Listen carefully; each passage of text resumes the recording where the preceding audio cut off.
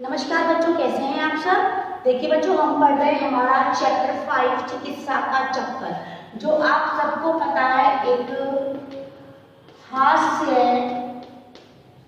व्यंग कथा है। क्या है? एक हास्य व्यंग कथा। हास्य व्यंग कथा क्या होती है? मैंने कल की क्लास में आपको समझाया था कि हास्य व्यंग कथा वो कथा होती है जो हमें हंसाती है। हास्य मतलब हमें हंसाती है, लेकिन हंसाने के साथ साथ ही व्यंग्यों के माध्यम से, व्यंग्यात्मक दृष्टिकोण से हमें कुछ ना कुछ सिखाती भी है। तो ऐसी कथाएं जो हमें हंसाएंगी, गुदगुदाएंगी और कुछ सिखाएंगी, उन्हें कहते हैं हम हास्य व्यंग कथा।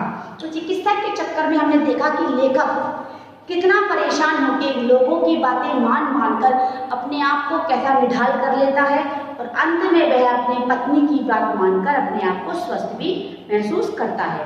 अब देखिए, इसके क्वेश्चन आंसर कर रहे हैं हम मौखिक प्रश्न। सबसे पहले हम इसके मौखिक प्रश्न करेंगे। तो मौखिक प्रश्नों में पहला प्रश्न है बच्चों, लेखक की क्या इच्छा थी? अब आप बताएंगे लेखक की क्या इच्छा थी, बताइए आप। देखिए, लेखक की इच्छा थी कि वह भी किसी दिन बीमार पड़े और लोग उसे भी देखने के लिए आए। तो देखिए बच्चों, लेखक की इच्छा थी कि कभी वह भी बीमार पड़े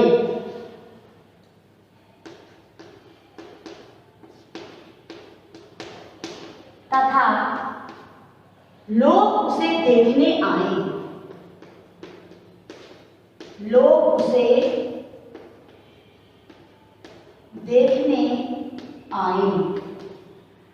यानी लेखक बड़ा दिल से चाहता था इस चीज को कि कभी भी बीमार हो। आपको पता है कि जब लोगों की सोच और समझ पर उनका काबू नहीं रहता है, जब लोगों के दिमाग में एक ही चीज चलती है, तो एक्चुअल में वो चीज हो भी जाती है।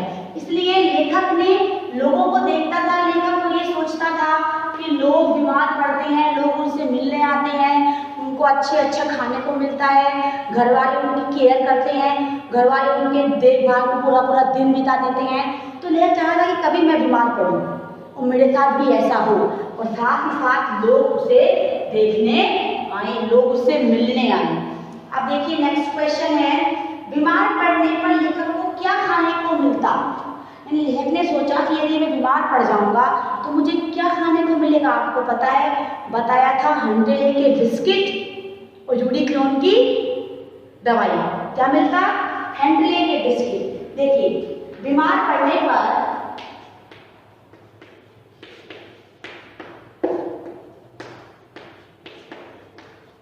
लेखक को हंड्रेले के बिस्किट मिलते। हंड्रेले कंपनी होगी बिस्किट की।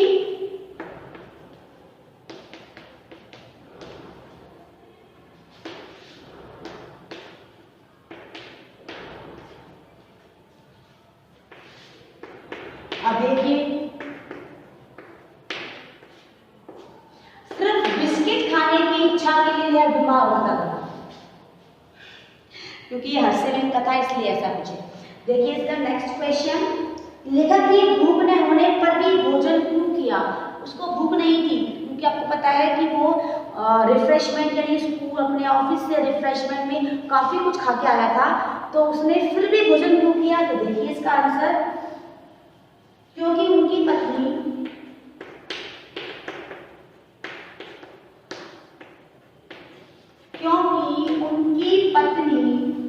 सिनेमा जा रही थी। क्योंकि उनकी पत्नी सिनेमा जा रही थी और वापस आने में देर हो सकती थी, और वापस आने में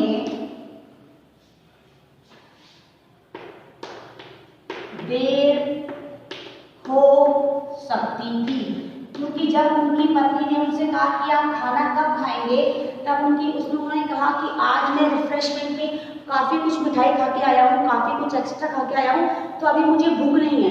लेकिन जब उनकी पत्नी ने कहा कि वे सिनेमा जा रही है और आने में देर हो जाएगी, तो लेखक ने मन मार कर भी खाना खा लिया। ठीक है, अब देखिए नेक्स्ट क्वेश्चन हमारा, लेखक ने पेट दर्द दूर करने के लिए सबसे पहले कौन सी दवाई ली थी? मैंने आपको कल की क्लास में बताया था, हमारी प्रीवियस क्लास में, कि लेखक ने अपने दर्द को दूर करने के लिए सबसे पहले अमृत धारा का प्रयोग किया था। आपको बताया था मैंने अमृत धारा क्या होती है। अमृत धारा एक ऐसी दवाई है जो सर दर्द, पेट दर्द, बुखार, ठंड, जी खराब होना, इन सब में, उल्टी, इन सब में काम आती है। 1-2 बूंद उसकी लेकर पानी के साथ ले लो। अगर उससे इफेक्ट होता है तो ठीक है, नहीं होता है तो फिर दवाई ही लेनी पड़ेगी। फर्स्ट दवाई, फर्स्ट एड किट बोलते हो ना, तो फर्स्ट एड किट में अमृत धारा भी होनी चाहिए। देखिए इसका आंसर, लेखक ने पेट दर्द दूर करने के लिए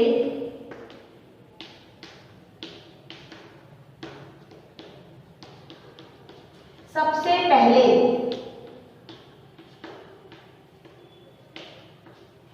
अमृत धारा की एक बूंद ली थी।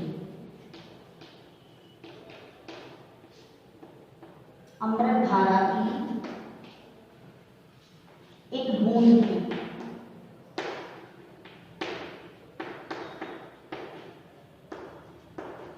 अमृत धारा की एक बूंद ही काफी होती है किसी भी बीमारी को ठीक करने के लिए, नॉर्मल बीमारी को फर्स्ट एड किट की तरह। और अगर इससे नहीं होती है तो डॉक्टर के पास जाना ही पड़ता है।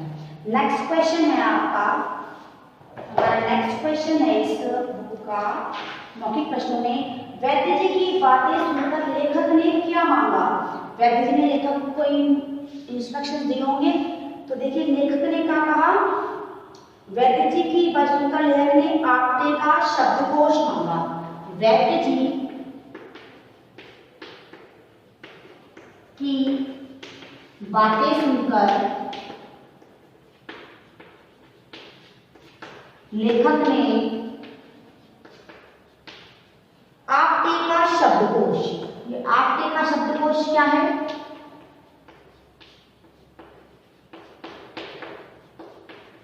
एक्चुअली जो वैद्य जी ने दवाइयां बताई थी ना, उन दवाइयों में नाम ही ऐसे ऐसे थे जो किसी को समझ में नहीं आए, इसलिए उन्होंने आपटे का शब्दकोश मांगा, डिक्शनरी मांगी आपटे की। अब देखिए इसका एक क्वेश्चन और है, इसी चैप्टर का एक क्वेश्चन और है, हम उससे भी यहीं पर डिस्कस कर लेते हैं। जो मौखिक प्रश्न है उनका वो है हमारा, नानी लेखक के इलाज के लिए किसे बुलाना चाहती थी?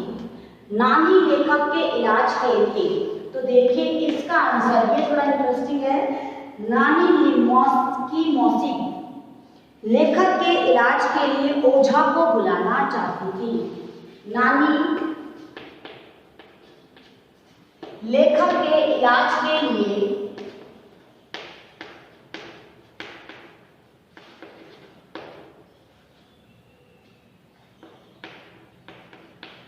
ओझा, जानते हैं ओझा कौन होता है? झाड़ फूक करने वाला।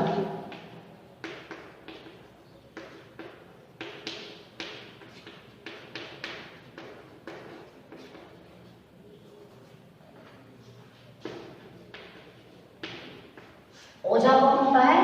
झाड़ फूक करने वाला। अब देखिए इसके हमने ये शॉर्ट क्वेश्चंस जो हमारे मौखिक प्रश्न है 2 किए हैं। अब करते हैं इसके अर्थ ग्रहण संबंधी प्रश्न। अर्थ ग्रहण संबंधी प्रश्न भी हमें कैसे करने हैं? पहले उस टॉपिक का अर्थ ग्रहण करना है।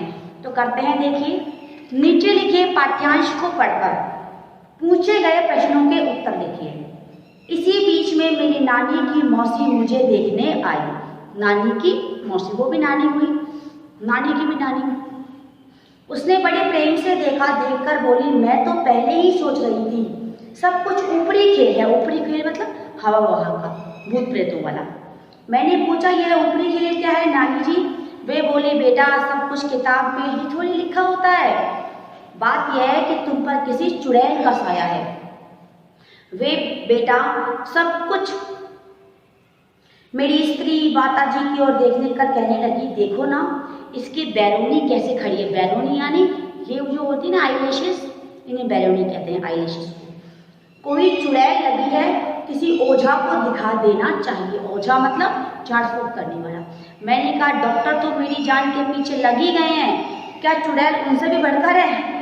जब सब लोग चले गए तब मेरी पत्नी ने कहा, तुम लोगों की बात क्यों नहीं मान लिया करते? कुछ हो या ना हो, इससे तुम्हारा हर्ज क्या है? मेरे दर्द में किसी विशेष प्रकार की कमी न हुई। ओझा से तो किसी प्रकार की आशा क्या करता, वह बीच बीच में दवा भी हो जाती। ओझा का झाड़ फूक भी होता, साथ साथ में दवा भी होती। अब देखिए इसका क्वेश्चन है, बीमार लेखक को देखने कौन आई थी? तो बीमार लेखक को देखने आई थी उसकी नानी की मौसी। उन्होंने लेखक की बीमारी का क्या कारण बताया? उन्होंने लेखक की बीमारी का क्या कारण बताया? इस पर कोई ऊपरी, क्या बताया उन्होंने? इस पर कोई ऊपरी खेल। ऊपरी खेल मतलब किसी भूत प्रेत का खेल है। नेक्स्ट क्वेश्चन है हमारा, लेखक ने चुड़ैल को किससे बढ़कर बताया? लेखक ने चुड़ैल को डॉक्टरों से भी बढ़कर बताया। किससे बढ़कर बताया? डॉक्टरों से भी बढ़कर। लेखक की पत्नी ने उन्हें क्या समझाया? लेखक की पत्नी ने समझाया कि तुम लोगों की बात मान लिया करो, और इसमें उनका हर्ज भी क्या है? यानी जो लोग कहें उस बात को मान लो, तुम्हारा क्या जा रहा है? अब देखिए, दर्द से छटपटाते हुए लेखक की नींद कितने बजे खुली थी? देखिए लेखक की नींद खुली थी रात के 3 बजे। कितने बजे? रात के 3 बजे। नेक्स्ट, सरकारी अस्पताल के डॉक्टर साहब कैसी तशरीफ लाए? इक्के पर। इक्के मतलब एक घोड़े की गाड़ी। बताया था पहले भी आपको, इक्के का अर्थ होता है एक घोड़े की गाड़ी। किसके इलाज से लेखक की पीड़ा प्रातः काल तक रफू चक्कर हो गई थी? डॉक्टर चूहानाथ कातर जी के इलाज से, जो उन्होंने एक इंजेक्शन लगाया था उन्हें। किसकी वेशभूषा से लेखक सबसे अधिक प्रभावित हुए? यानी ऐसी किसकी वेशभूषा थी जिससे लेखक सबसे अधिक प्रभावित हुए? हकीम साहब की। किसकी? हकीम साहब की। इसका पीडीएफ मैं आपको सेंड करूंगी। इसके वही प्रश्न हमने कर लिए हैं, आप इन्हें, इसका पीडीएफ भी मैं आपको सेंड करूंगी। आज की क्लास में जो हमने एक्सप्लेन किया वो आप अपनी कॉपी में करेंगे। Thank you and have a nice day बच्चों।